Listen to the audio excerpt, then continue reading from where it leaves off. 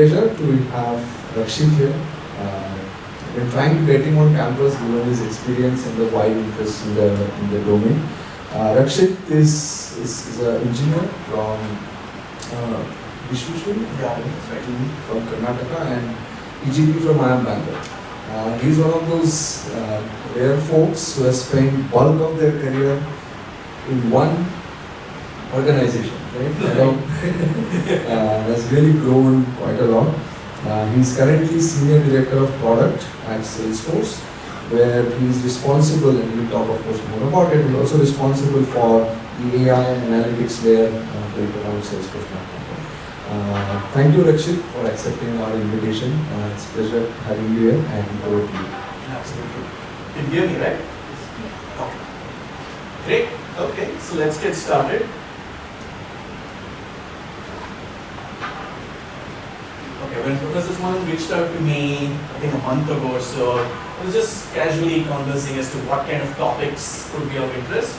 And one of the things that came out was some go-to-market related stuff as well. So then I thought, why not talk about the most powerful go-to-market strategy that is off late really popular, which is called the product-led growth. That itself is a go-to-market strategy. So we'll talk about that and how product managers can play a significant role when it comes to product-led growth. Anybody has heard the term product-led growth? It's relatively new, but very powerful one. Nobody's heard about it? Okay, I'll take a little bit of time to explain that as well, so that you understand what exactly it means. Okay, so just to set the context. So let's say you're doing some online shopping and you want to purchase some sneakers. On the other hand, let's say you're in the store and you're trying out stuff. Which situation would it be more likely that you'll actually make the purchase? Is it that or this one? Where you're actually trying it out, right? Obvious, correct? So some more as well, just to set the context. What about perfume? Even harder, right, to purchase it online. Maybe if you've already made up your mind on a particular brand, maybe the price is lesser online, maybe it's easier. But when you haven't even experienced the perfume itself, again, which would be better? Clearly when you're trying the product, right? So the product-led growth as a strategy is very much centered around the try and buy. So we'll get to the details in just a bit. One more, just to set the context. You're trying to purchase a shirt for yourself. Clearly when you're trying it out, it is a lot more easier for you to make that buying decision, right? But in the software world, selling doesn't happen this way. It happens over an experience like this, where the sales head is having a meeting with the customer CEO, they have a fine dining experience, and they sign the deal. Where is the software here? It's not at all in picture, right? So they just demo the product and just sign it based on some conversation that they have. So this is a lot more sales driven. It is not product driven. And sales driven only because perhaps the customer would have seen some demos, the CEO makes a choice or the CIO makes a choice saying that, hey, I'll go purchase this product. What's going to happen in such a scenario? Any thoughts? Anyone? So it's just a demo that has happened. Okay? The CIO or the CEO has made the choice saying that, hey, this is the product, this is a software product that everybody in my organization needs to start using, maybe in a few months' time. And nobody's actually tried it. There could be some mismatch with the alignment issues to be there, whether it is a industry fit or the organization fit or not. So Absolutely. I mean, you're right. Any other thoughts? Absolutely right. Spot on. Anything else? So in our time, when I was a PGP student, in a different century, this would be called, well, industrial marketing is all whining and dining. Correct. So, I mean, that's the sort of the first thing that comes to my mind when I say this. Even to this day, such kind of sales happen. So it's called the sales-led strategy. There are obviously advantages, but the primary disadvantage is it's some decision maker has made the choice, and let's say even in IIMA itself, somebody has, let's say the director, some head has decided to purchase a software, and it's become a mandate now for everybody to start using it. So it's like top-down, forced approach, right? You have never used it, but you're forced to use it. That's one of the primary problems with this. But the world is changing, right? Rapidly changing. Everybody wants to try it out first. There is so much of information out there, hence everybody wants to try it out. I'll give you one more example. Back when I was a product manager at Adobe, I was responsible for a product, for a web application platform, development platform. Now, we had made some really huge performance improvements in the product. Performance was twice better, thrice better, all of those. But you know how we were driving attention to the product? We spent about some $300K, got a white paper written, and then we used the white paper to drive leads into the product. Okay, so this is a roundabout way. So instead of spending so much of money, if you can actually have generated something tangible, so the performance improvements, if it was somewhat tangible, if it could lead directly into the product itself, so that the user can experience the performance benefits, it would have been a lot more easier, right? So that is what product-led sales is all about. It's like directly making a pitch with the product. I'll go to the formal definition in just a bit. It's a very powerful go-to-market strategy, and talk about some of the recent players who have made really good success with that. Okay, so two primary types of SaaS companies that we see. So one of them is definitely sales-led. Okay, so sales-led is what we saw. Top-down, some high-level executive makes a decision, everybody else has to follow. That's the typical one. Product-led is more bottom-up, where the actual users try out the product, get convinced, and then buy. Right? It's more bottom-up, like the experience that we saw. The shoes and the shirt, you're actually trying it out. Only when you meet success, you're actually making the purchase. Right? So that's the product-led go-to-market strategy. Sales-led is more top-down. We'll talk about some of the other differences as well. So this is the definition of product-led growth. It's clearly a powerful go-to-market strategy, not easy to implement, and talk about the challenges as well. This is where product managers play a huge role. Is a go-to-market strategy that relies on using your product as the main vehicle, even to acquire leads, activate them, retain them. So there is a lot more responsibility on the product. So you try out the product, only then make a purchase decision. Okay?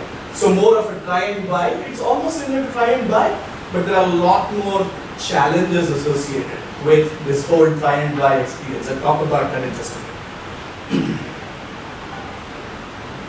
How many of you are aspiring, maybe to this section of the crowd, aspiring to be product managers at some point? Okay. All right, okay. Why are you shy? Come on. Just the three? No one else? Okay. It's a very lucrative position. I know that especially in these schools these days, there's a lot more focus on product management. I'll talk about that as well. So Professor Swanan wanted me to cover that as well at the last. So I'll touch upon how you can transition into a career opportunity as well from a product management perspective. Okay, so there is a lot more power in the hands of the product managers with the product-led growth. The reason is, before that, let's come to a success story. Everyone has heard of Slack. Very popular. Salesforce, we acquired Slack a few years ago for billions of dollars. Okay? So what did Slack do? Slack did not have a huge sales division. Okay? They built a product and they said, hey, end users, go use it. It's extremely powerful, go use it. Okay? They made the user experience so amazing that anybody who uses Slack would actually be motivated to invite somebody else in the document. So maybe, maybe Slack with an IIMA, right? So maybe in one department, somebody tries it out and says, wow, this is such a powerful communication tool, especially if you have to share some updates about, let's say, a project. It's a great tool. why don't I invite somebody else and ask them to come and use it? So it had some kind of a virality built in the product itself. The experience was so seamless that you can easily invite others, others can jump in, start contributing. So what's happening there? The product itself is leading you to that viral motion. You're trying it out, inviting others, and what Slack really did was, once you have a sustainable mass of people, if you want to go higher, so this was absolutely free, right? For anybody to try out, completely free, but beyond a certain point, they used to charge for the number of users. Maybe once it reaches 50, 60 users, then for the 61st user, perhaps you're talking. So this was the strategy. So no specific sales. Of course, sales was involved, perhaps to follow up on the leads. But where was the lead generation happening? Right within the product, because I signed up and start using it. So this was one of the first success stories. They didn't have a super large sales team or a marketing team. Everything was being done within the product, but extremely powerful approach.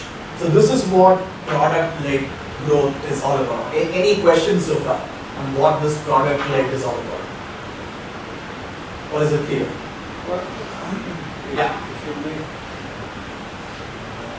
please fix it, please. Yeah. I'm sorry, I have to ask this question. Sure, please. I teach marketing here. Okay. Largely, that's what my bread and butter is. What I hear from your message is you're looking at product as a platform to have an effective sales strategy. Is that right? Marketing and sales. So marketing also happens. Yeah. I just that's Sure. The storyline that I got right now. Is that sales? There's right? a product. How do I go and get a go-to-market or a Yes. selling strategy to get people to have a viral effect Yes. and everybody get interested in that? Right? Correct. See, marketing angle. The other side is the design of this product, Yes. which many a time in technology firms you get to know very Yeah. little about. Mhm. Because the traditional marketing says that product strategy comes after understanding the actual fundamental thing that you're trying to, the pain that you're trying to solve out there in society or in a particular space, Mhm. and then based on that you build the product. Correct. Yeah.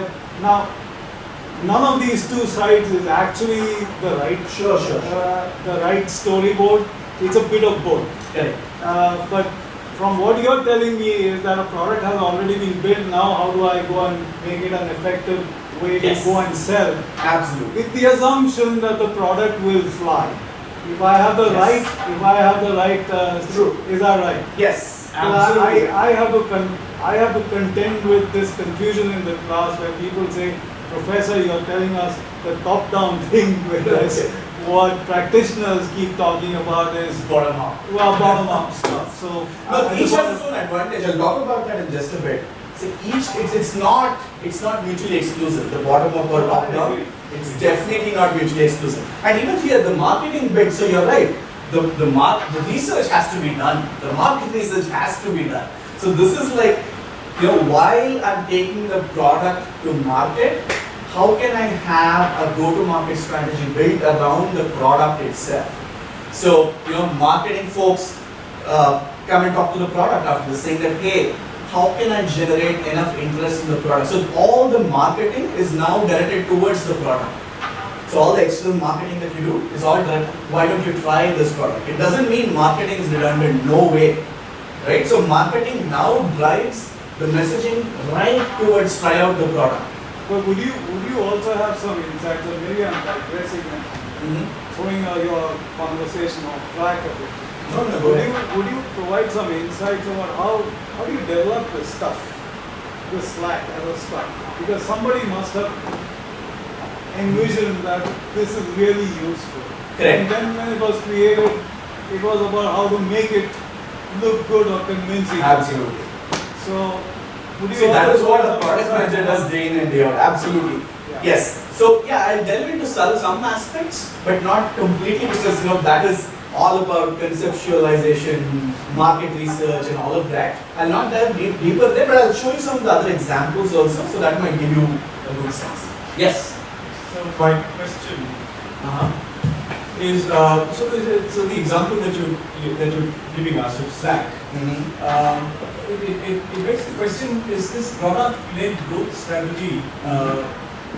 Is it dependent on the nature of the product itself and how central it is to the customer's business operations? For example, if it is Slack, it is very central to a business which is managing projects across teams, cross-functional teams.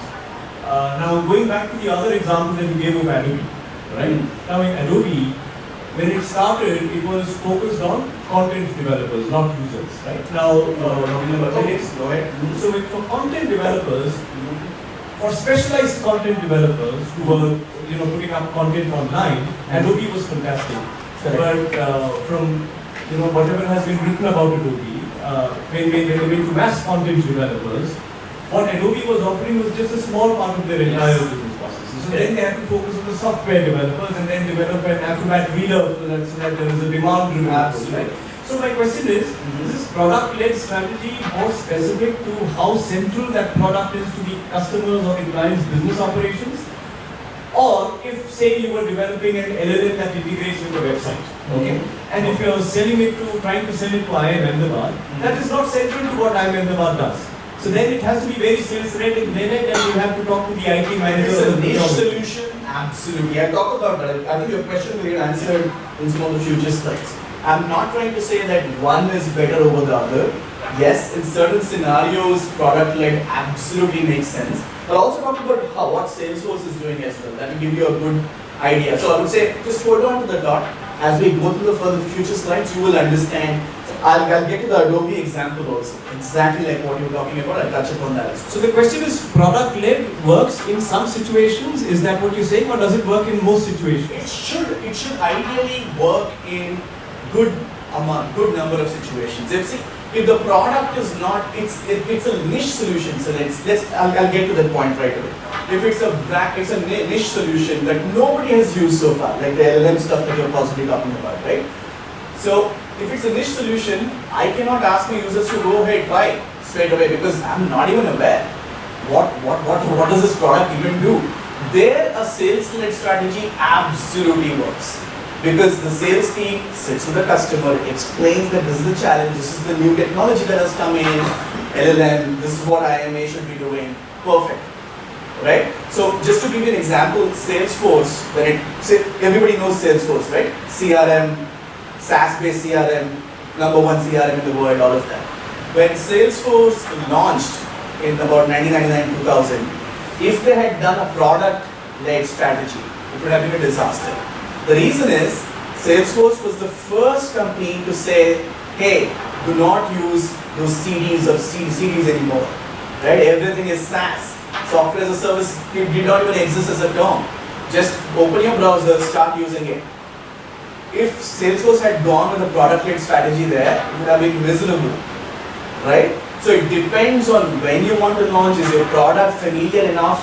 Can the customers understand your product without some hand-holding? Yes, that is when product-led makes a lot of sense. Okay. So what you're saying is that the decision-making unit and the users of the product should be aligned in their business objectives, right? Only then a product-led strategy will work. Correct. Absolutely. Oh, yeah.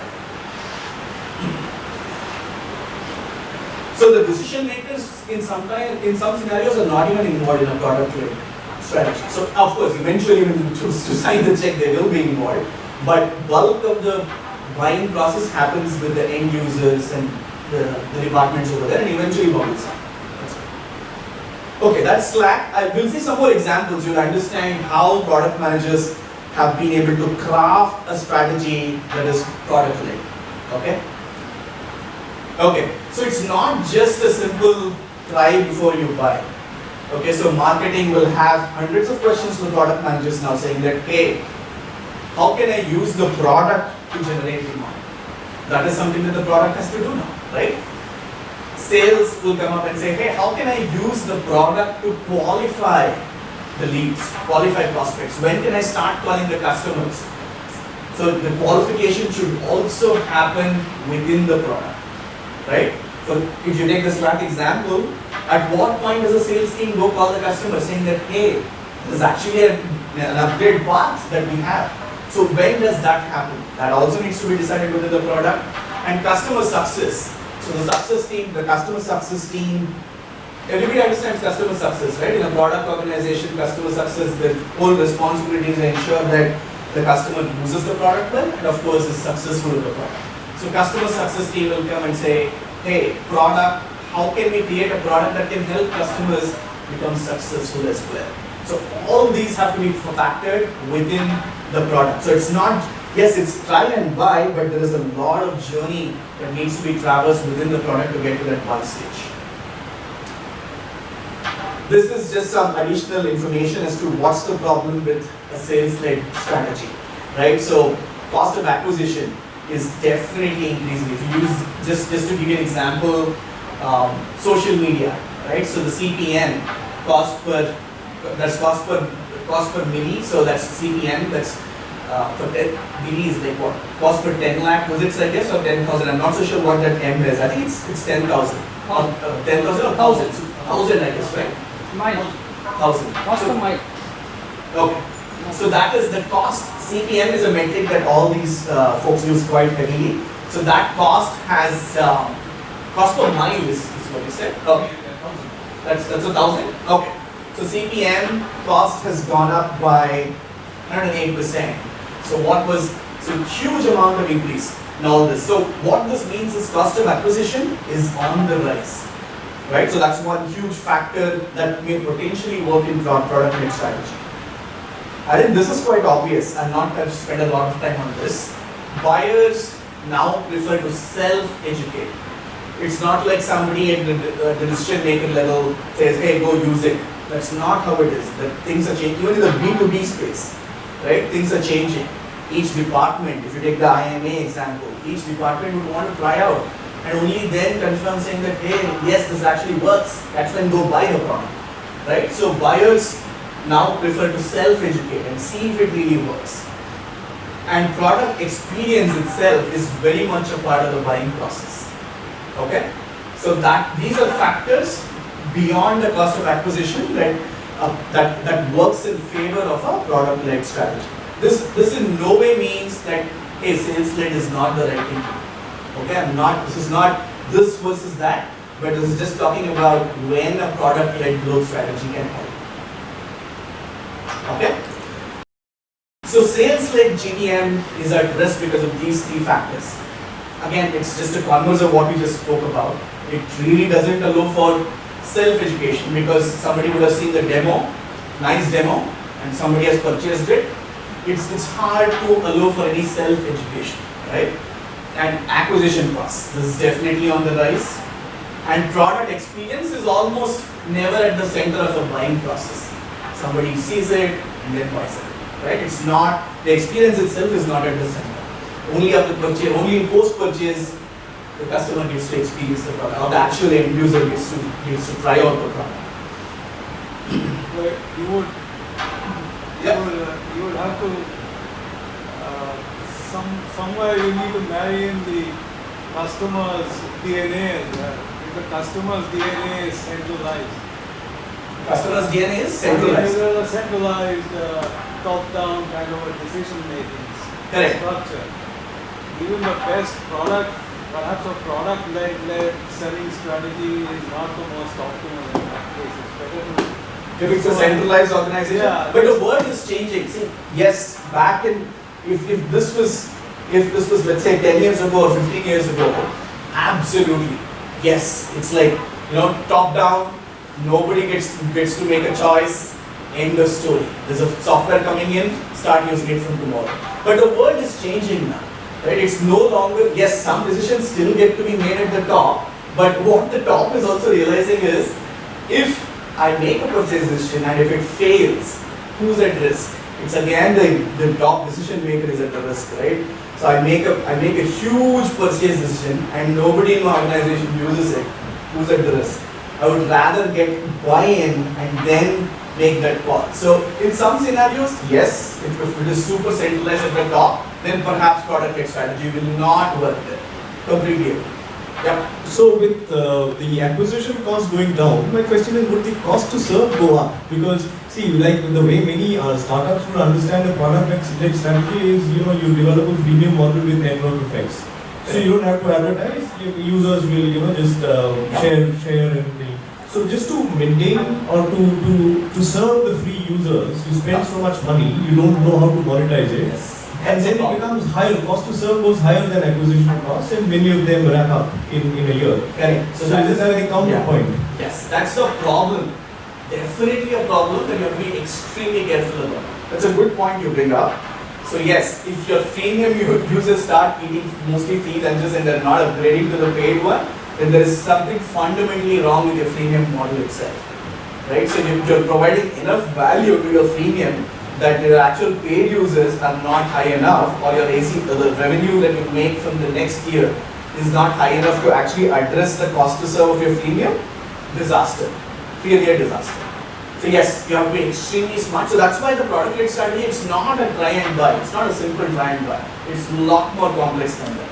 And yes, for the freemium, cost to serve is extremely important. You have to think about that as well. So are you saying for decentralized organization, as they are increasing sales-led strategy won't be the right strategy? If it's decentralized, what is it? If it's decentralized, And it's what you said, because there are more organizations which are getting decentralized. So there it is difficult to go for with sales-led strategy. yes. Why is it so? Because see, sales, if I'm not saying it's difficult to go with sales, it has to be product first, because at the individual level, I would want to try out first. So when you say, When I'm saying, see, it's not decentralized doesn't mean that if you still have a hierarchy, so it doesn't mean that it's at the top. So even if you have a hierarchy within a department where there's a decision maker who gets to make all the calls, still a sales lead could be better than. leave that part. So if there are different departments and they get to say about the Okay. sale, or about the purchase. So you're saying sales-led strategy may not be the suitable. We come to that. See, I'll come to the sales-led GTM bit and sales strategy as well, where it's applicable with that's coming up in the future slides. Just let's say hold on to your part. You're not gone there yet. When should you use sales-led? When should you use product-led? He had a similar question as well. I'll get to that in just a bit. Anything else?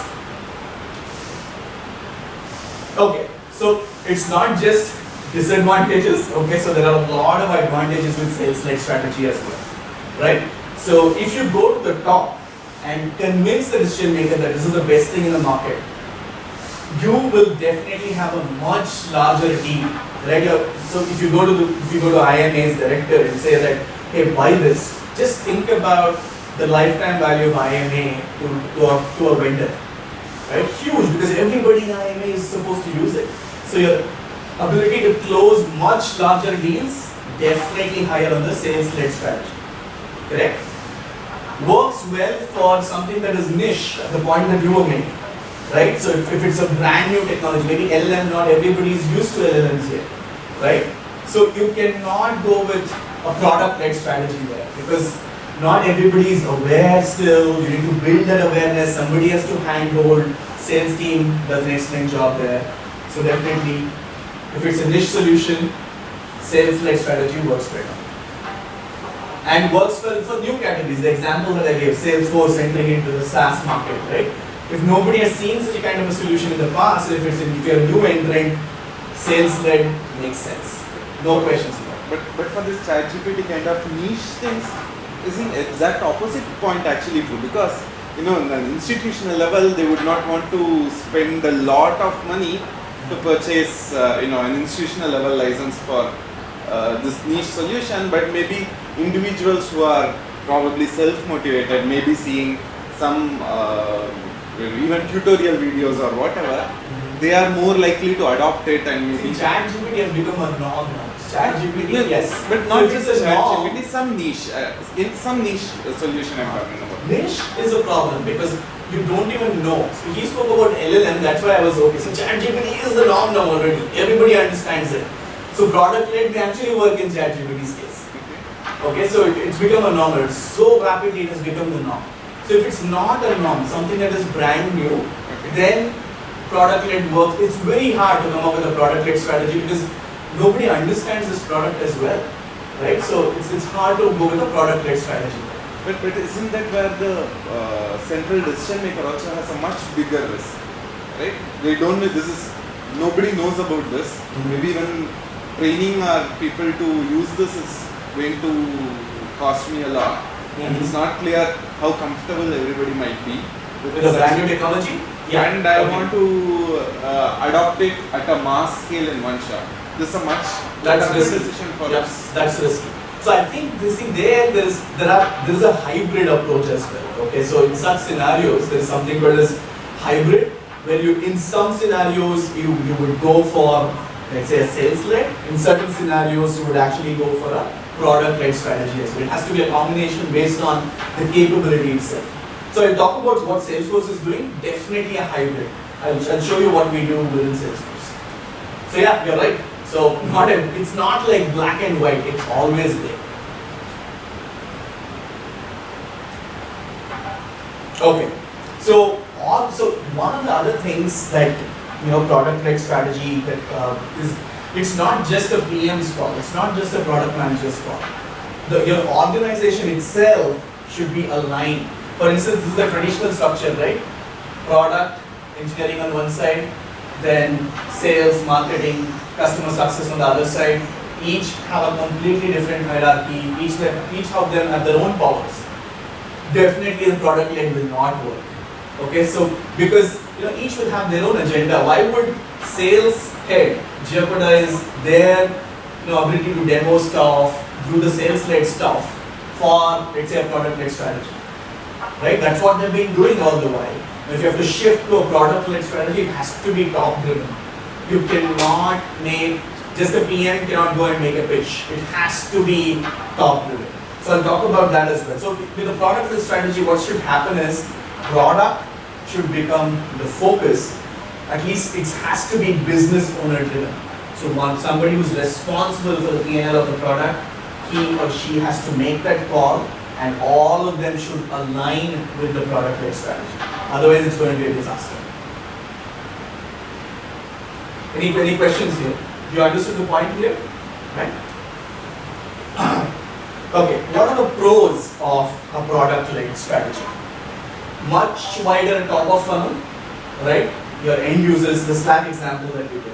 A lot of users are using it, so you have a much wider top of funnel. Rapid global scale. Do you agree to that? Because, let's say Spotify, when they entered the India market, did they have to struggle a lot? Not so much, right? So Spotify was able to, because they had a product-led strategy in place, they were able to easily scale in a newer market as well. If you go the sales-led strategy, you would have to employ a local sales team, all of those things need to happen, right? It's much harder to scale faster and significantly lower cost of acquisition. So that's something that we already discussed. So these are some of the pros of a product-led strategy. Okay, so he already touched upon this. So these are the various, so which one is the right strategy? So we were discussing this as well, right? So is free trial, so you don't even provide, everybody understands what freemium is? You understand, right? So freemium is I give out something for free and with the hope that they will convert it to a paying customer. For instance, if you take the Spotify example itself, Spotify, everybody can use it. You just get to hear those crazy ads every now and then. But other than that, it's still freemium. At some point, you upgrade to the paid plan. Okay? So that's the freemium. So that's the Spotify example. Then the third one is demo, where this is mostly sales-led, top-down.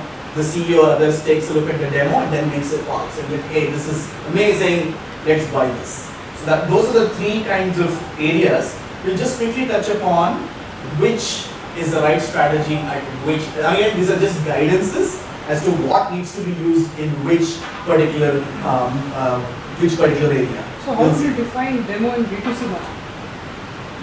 In B2C demo, B2C is very hard. It's very hard to do a demo. So your example is B2C. No. That's Spotify is for freemium. But it's B2C. Yeah. So how would you Spotify is not demo. So how would you define demo? If we have to just think like what would be demo in case of B2C? You Not go, that- to, you go to a car showroom and the guy But Spotify, digital solutions, what would be demo? It could be freemium. Isn't it? Isn't freemium I'm actually saying that Spotify is premium. I'm saying demo and freemium are same in case of B2C.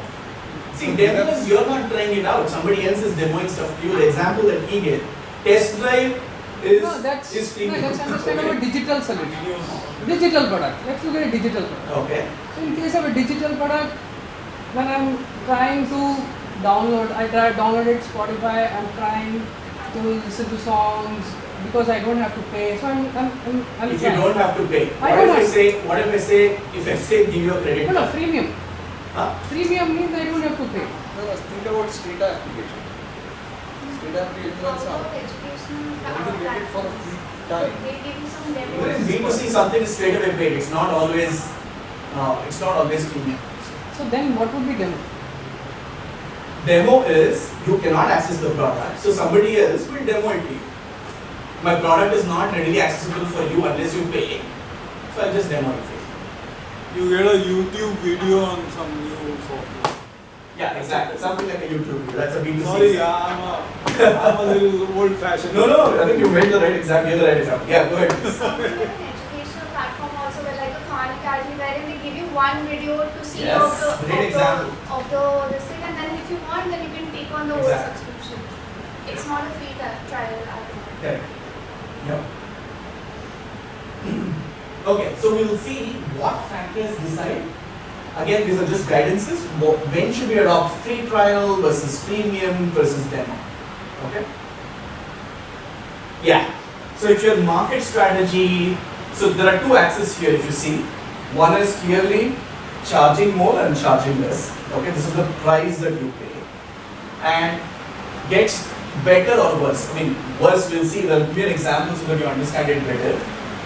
Gets the job done better, gets the job done not so great, but still it does some job. Okay? So, let's say if you're a dominant player where you're charging less at the same time you are doing a much better job, okay? Then potentially you can use a free trial or a freemium.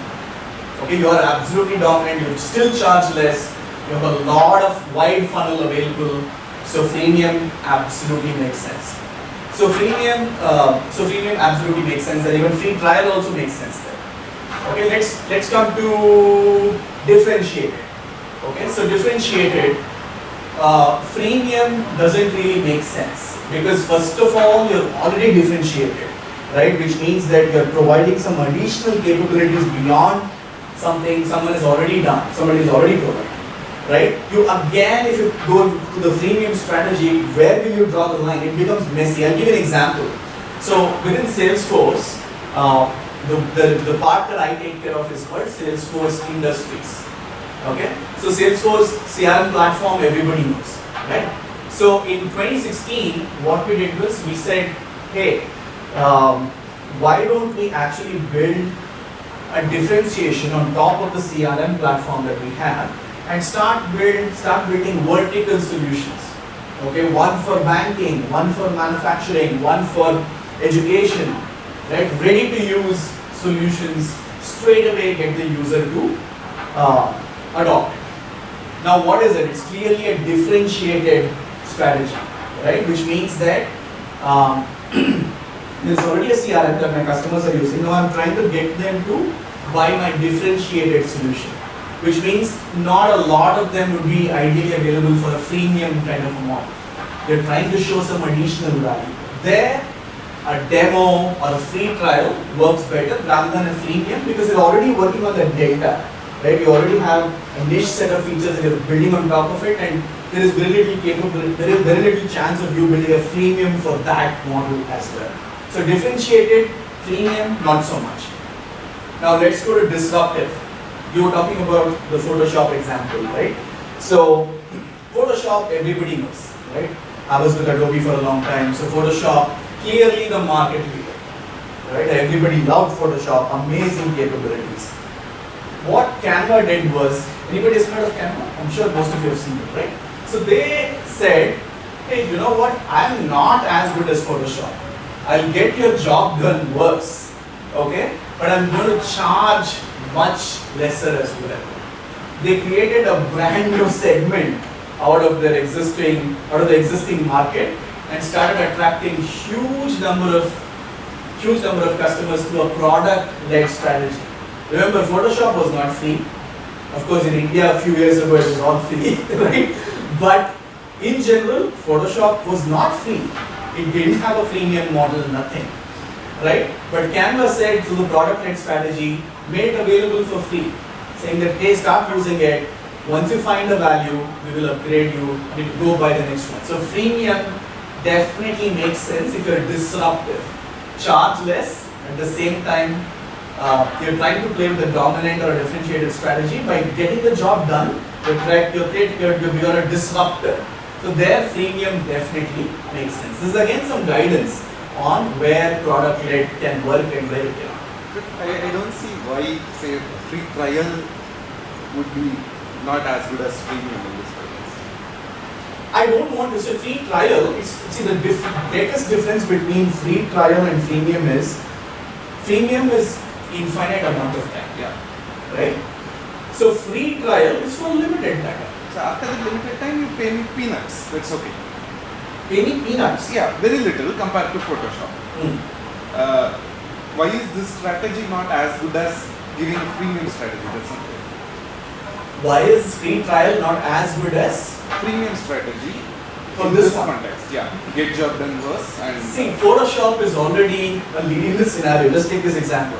Photoshop is already a leader, right? You have to somehow create a magnet for your customers to come and use and experience the product, share, word of mouth, all of those things need to happen. With free trial, you're again blocking it by saying that, okay, after this time, start paying, right? So there's a barrier that comes in. Whereas with freemium, you have that for quite some time. Like the Slack example, right? Nobody's saying buy after 1 month. It's like you continue to use it, get a finite mass of users, only then pay for it. So in some areas it works much better. So in the disruptive category, this works better. That is all. Free trial is for a limited time. Even we do that at Salesforce. We are differentiated. We don't provide freemium at all. Since the industry is one that I spoke to you about, right? We don't want the free lunches to happen forever. No way. Because that's going to increase my cost to serve, like he was talking about. I just need to show you the value in some time, then I'll back off. You have made your call, I've given you a differentiated set of users, you better pay. That's when you will do differentiated, and you're asking the customers to pay more, a premium for it. Here you're asking the customers to charge less. That's all it is. Is it clear? What is that combo of free trial and free gift in this? Which one? The dominance. The free Dominant. What's the story there? How, I'm a free trial to a freemium. See, there it doesn't matter as what it's trying to say. You are the dominating player, you are providing very good capabilities. It's a known service. You are a dominant player but can charge less because of your dominance and your superpower. Correct. Because of scale, I can charge less. Yeah, possibly. so it effectively means that it's an established service and I'm the PE out there. Correct. And I can do whatever I feel like. That's why it says both. Right. You're right. You're absolutely right. I can play around with both. I can do a free trial or freemium, doesn't matter.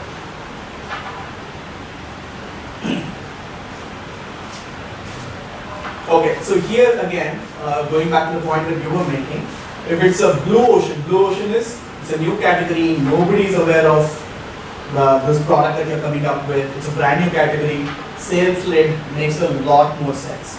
Whereas if it's a red ocean, where everybody understands, let's say ChatGPT is definitely now in the red ocean space, right? Everybody understands it. If you have to do something, perhaps product-led will be better than a sales-led kind of an approach. So that's what this is talking about. We also, I think somebody touched upon the bottom-up as well as, I think you brought it up, right? So it's top-down versus bottom-up selling strategy.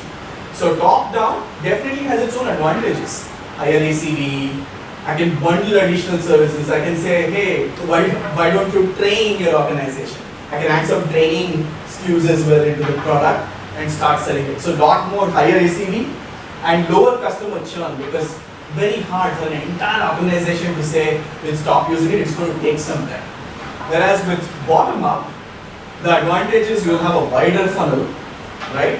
Lower cost of acquisition, predictable sales figure as well, because you know if I reach out to so many people, at least these many people will convert. Predictable revenue, revenue diversity as well. Whereas here, if revenue is diversified among multiple customers, scale globally, you can also scale globally much faster. So this is the difference between top down and bottom up. So freemium typically doesn't work in a top down because decision makers do not really go try out the product. For them, it's all about making those executive calls. They don't try out the product and then convince themselves that they have to buy. So freemium typically doesn't work in a top down. Free trial works in top down also. Sometimes it works in top down also. But freemium typically doesn't work in a top down kind of a strategy. Mostly because the decision makers may not always use the product and then realize the value.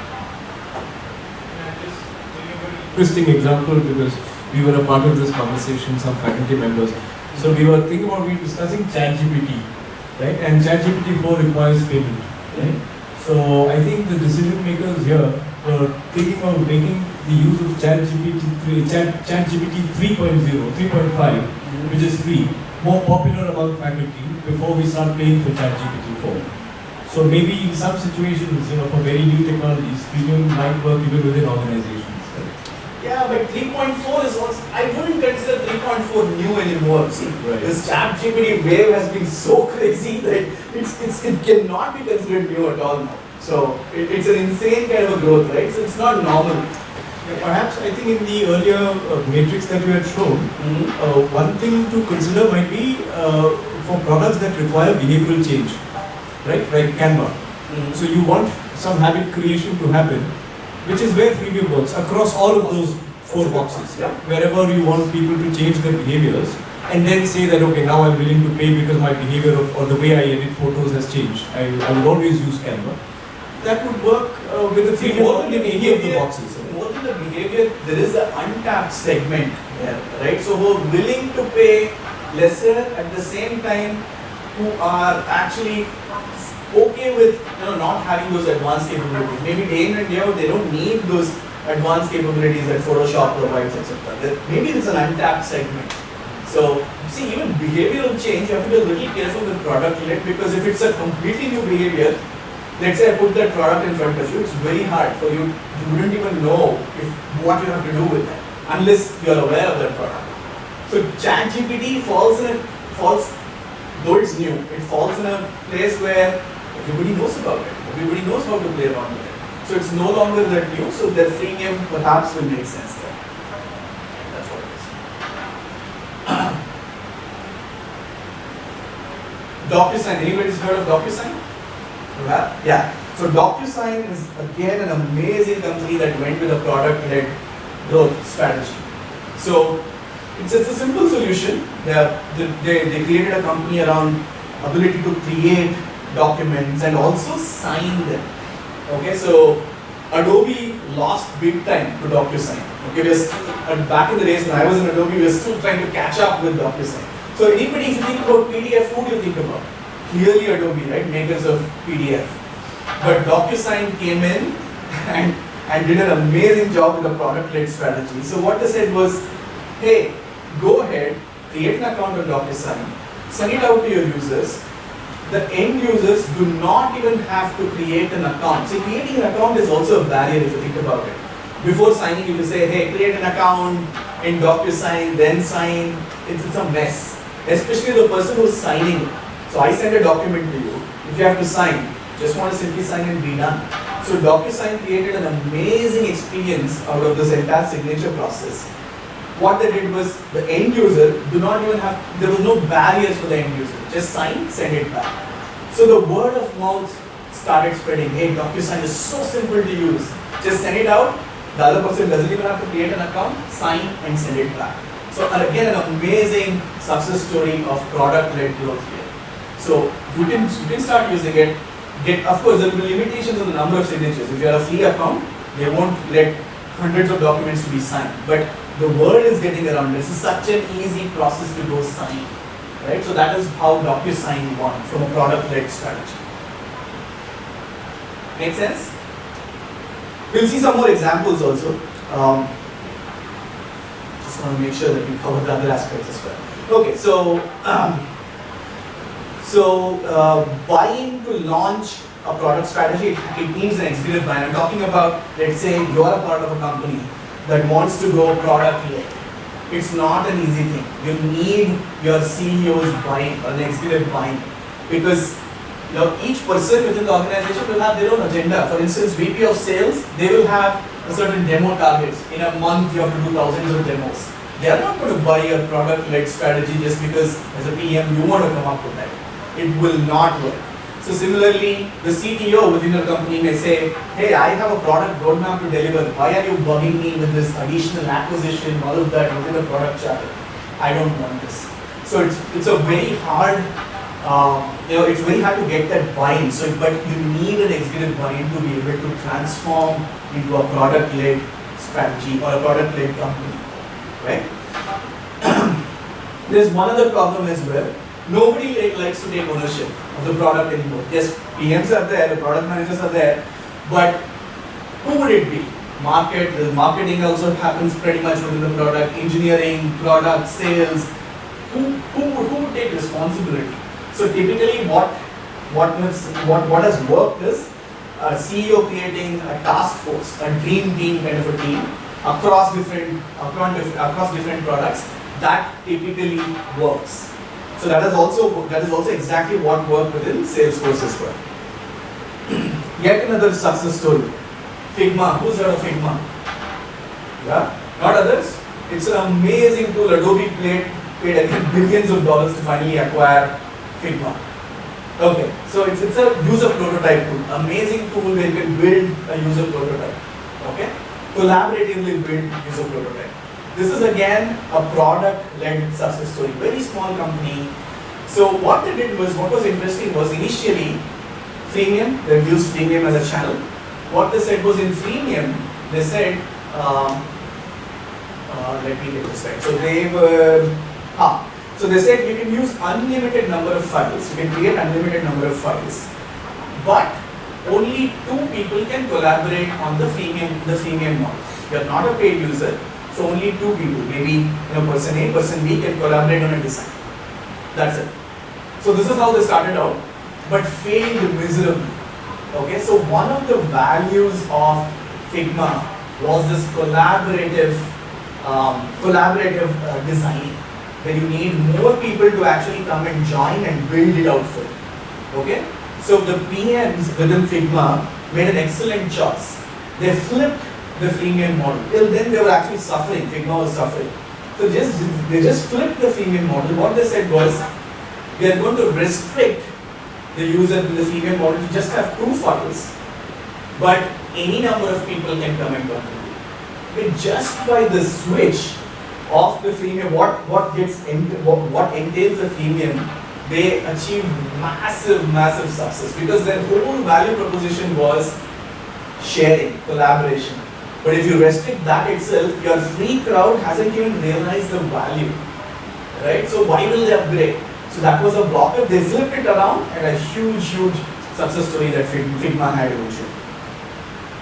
Okay, so Salesforce, I'll not touch upon what Salesforce does a lot, but basically I wanted to show you what we do within the company. So I told you, right, in that matrix, the industries part, we build industry-specific solutions across the CRM platform, financial services, health, education, all of this. So within that, we are differentiated. In that chart that we saw, the matrix, we are on the differentiated side.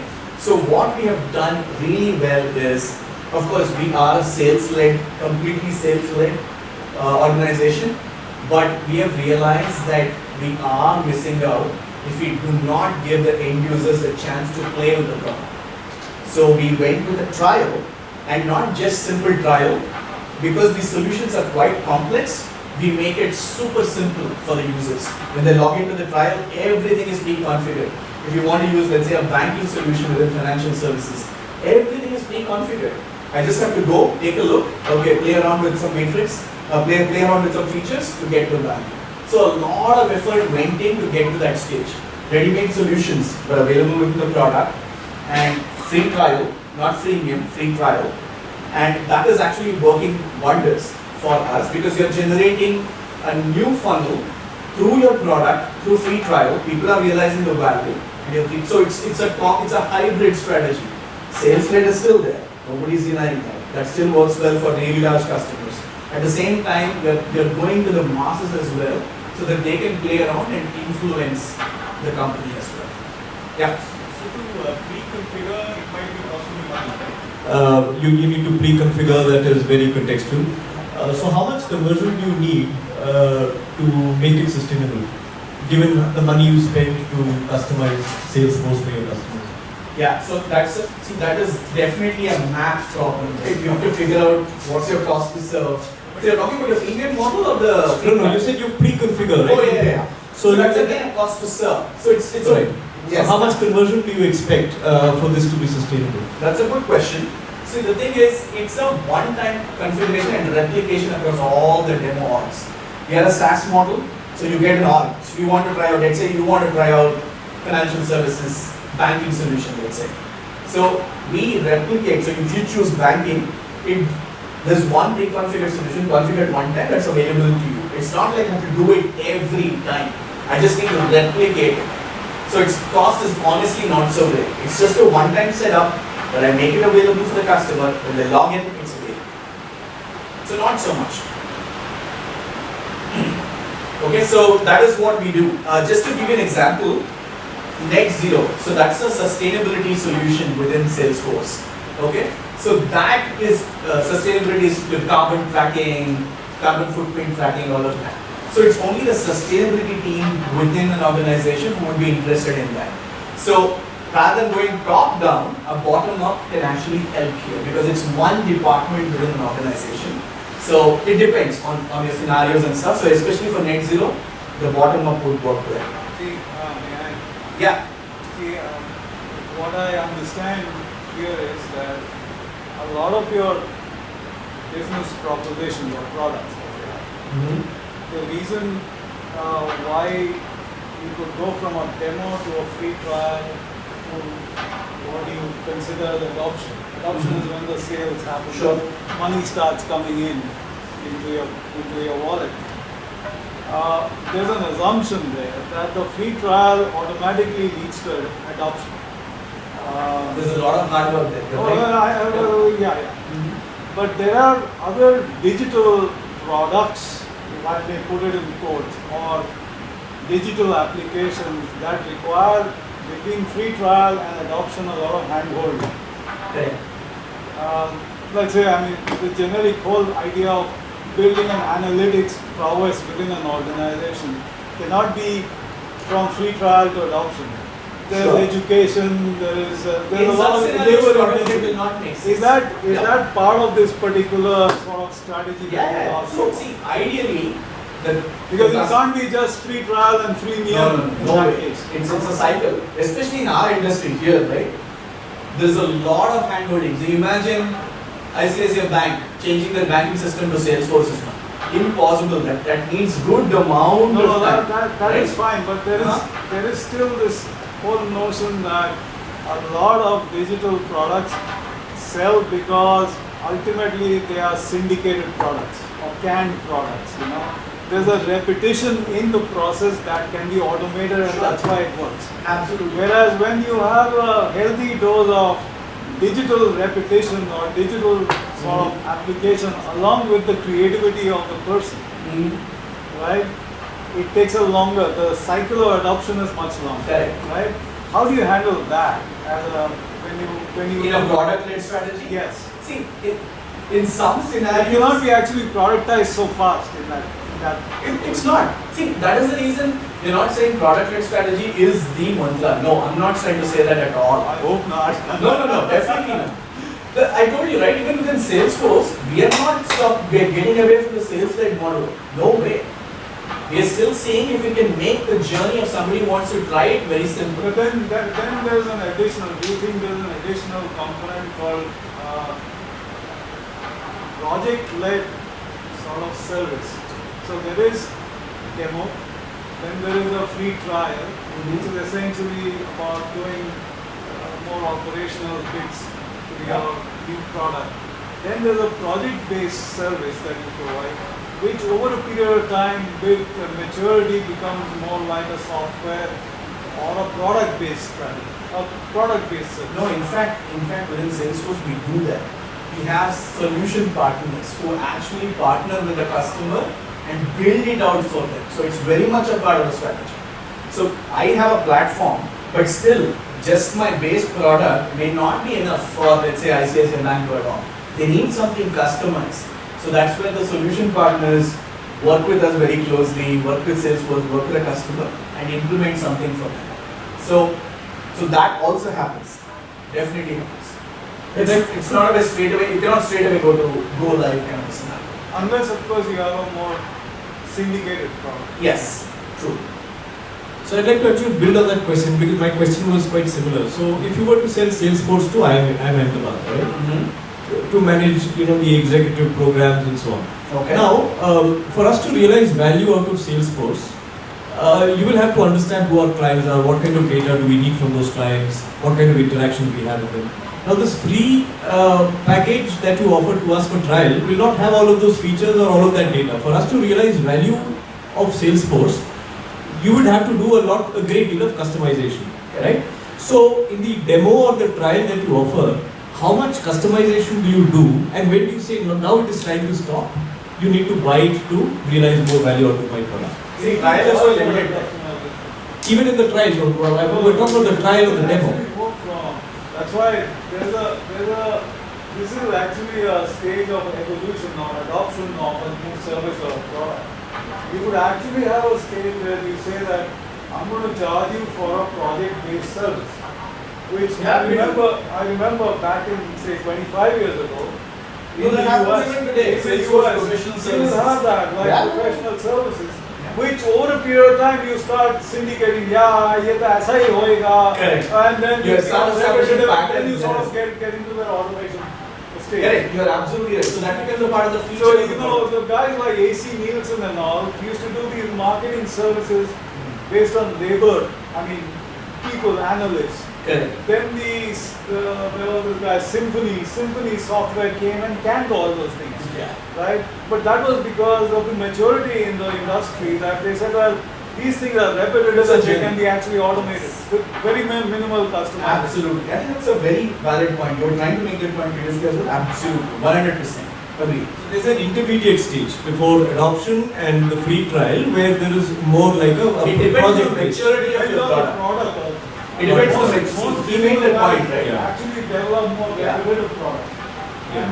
As you go up the value chain, then you have Yes. this kind of. So what if I already have reached that point where I know that you would want to fetch data from XYZ and I provide a solution for you so that you can straight away extract. So it depends on the product maturity as well. Okay, so HubSpot is yet another CRM solution, product-led strategy. What they did was up to 100 users, go ahead, free CRM. So 101st you have to pay. So that's also doing well. It's a product-led CRM. So I'll not touch upon Guarantee, it's very similar. But HubSpot is a CRM that went the product-led route. So that's it. This is the last one. So clearly with the product-led, with the whole focus on product-led strategy, it's not the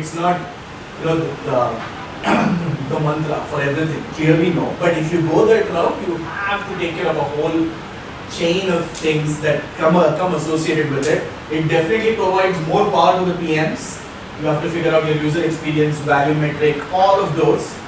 Entire organization needs to be aligned. Okay, it's not just a try and buy. I hope you got that, right? It's not just a simple try and buy. There's a whole bunch of things associated. That's what I wanted to leave you with. If an organization isn't product-led, perhaps you can evaluate if it makes sense. If it's already product-led, there will obviously be some gaps of improvement as well. So I think this one you, Professor Swan, you wanted some research topic, right, specifically. So this is one area that can really help. This whole, it's actually a behavioral science if you think about it. The conversion from freemium to paid, it's not so simple. So I'll give you my own example. So Spotify, I was listening to that ads for a long time. Okay, so they said some 1,000 rupees per year. No, I was okay listening to the ads. One fine day, they gave me an offer of $299 per year. All of a sudden, I switched. I made a switch. Now, even for the next year, if this charged me $1,000, I'm going to pay for it because I'm used to it now, with listening without the ads. I'll give you one other example that one of my friend does. Okay, so Swiggy and Zomato competition, right? So Swiggy has Swiggy One, Zomato has Zomato Gold, right? So so he bought Swiggy once, and he used it. Swiggy became smarter and said, the next time if you renew, pay a lot more, some 3x or 4x of the first price. Now what he did was he saw that Zomato was offering gold for some 90 rupees or 100 rupees. So switched to this Zomato and left Swiggy on its own. 3 months later, Zomato increased their price. Now he switches to Swiggy back. So he's been doing this on and off. Okay, and still reaping the benefits of a lower price. So by the time he shifts, Swiggy is a churn for Swiggy, right? So they reduce the price for him. So he's been playing the system quite well. So this entire thing of what should be in the premium, at what point do you have to get to a paid solution, it's not easy. It's not simple at all. You can't just, there needs to be good amount of research that can be done to figure out what factors come in there, etc. It's not simple. It's not that you look at the data, tweak it, and something happens. It's not so simple. So that would be one area of relevant area that I was thinking that we can perhaps investigate from a research point of view. So that's it. That's basically what I had. So I know that you wanted me to cover PM as a career. If anybody is interested, I can perhaps take a few minutes. I know we are already over, but I can touch upon that if anybody is interested in product management as a career itself. Or any questions in general.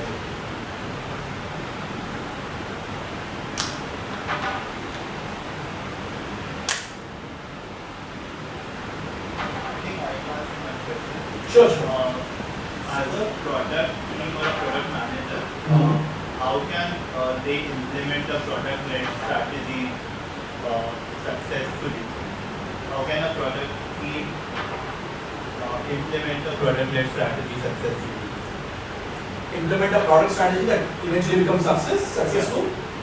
Okay, so that involves a whole range of aspects, but some of the things that I definitely tell emerging or somebody who's interested in product management is, there's definitely a big difference between how a product manager thinks and how an engineer thinks. So let's say if you're from an engineering background, I'll eventually come to your question as well, so I just wanted to touch upon this. Engineer versus a product manager. Are most of you engineers here? Before this, most of you are engineers, right? Okay, so this is the right audience then. So I myself made the transition from engineering into product management. The biggest shift that we need to inculcate, it's not an easy shift. Okay, so just to give you an example, so engineers love to solve problems, correct? You throw a challenge at them, they'll say, hey, give me half an hour or half a day, I'm going to implement it, right? So they spend about 10% understanding the problem space and about 90% trying to build a solution around it. But for a PM, it's the reverse. You spend 90% of your time on the actual problem itself. Because solutioning is not that difficult, it's the problem space that is the hardest. So to your point, in that 90%, you would have to spend a good amount of time understanding the user, who are you building it for, right? How is it going to make their lives easy? What are the jobs that they need to perform? So you have to spend a good amount of time trying to understand your user research, competition, who's the competition, is the customer willing to pay for it? Is there a significant market that you can capture with this proposition that you're coming up with, right? How are you going to price it? How are you going to market it? What's your go-to-market strategy? Is it going to be product-led or sales-led? All of those, right?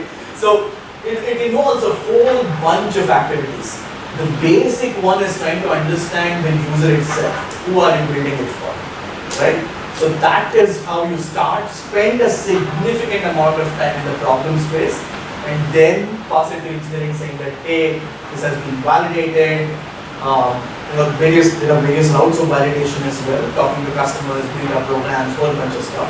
But then you come up with your entire product strategy, then you make it. Especially if you're introducing a new product, it's a much harder problem that the PMs need to spend good amount of time. Maybe you got the wrong. Sorry. In a lighter way, they should be called pain managers rather than product managers. I mean, a product seems to be a very narrowly defined entity, you know. Yeah. And that many times kind of leads to a finite lifetime or a lifetime of the manager.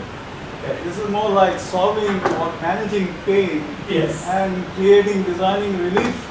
Absolutely. And the relief keeps getting better and better, like what a doctor does, you know. Absolutely. I mean, we don't fix a problem in its entirety, we just come up with a better solution all the time. So I'm a little worried, and I learned this terminology not through academics but through industry. Mm-hmm. I'm a little worried that maybe that definition of this particular role is a little too limiting by itself. It should be made more broader, if you ask me. Sorry, just So it's not just on a a rosy lighter bit. way, yeah. No, that's a fair point. So it just looks rosy from the outside, but it involves a lot of pain. I agree. Anything else? Okay, I think we will have to also Yes. that, right? Okay, maybe they can connect with you over email. Yeah, absolutely. Sure. If you have any further questions, feel free to connect with questions. Yeah, thank you once again. Thanks everyone.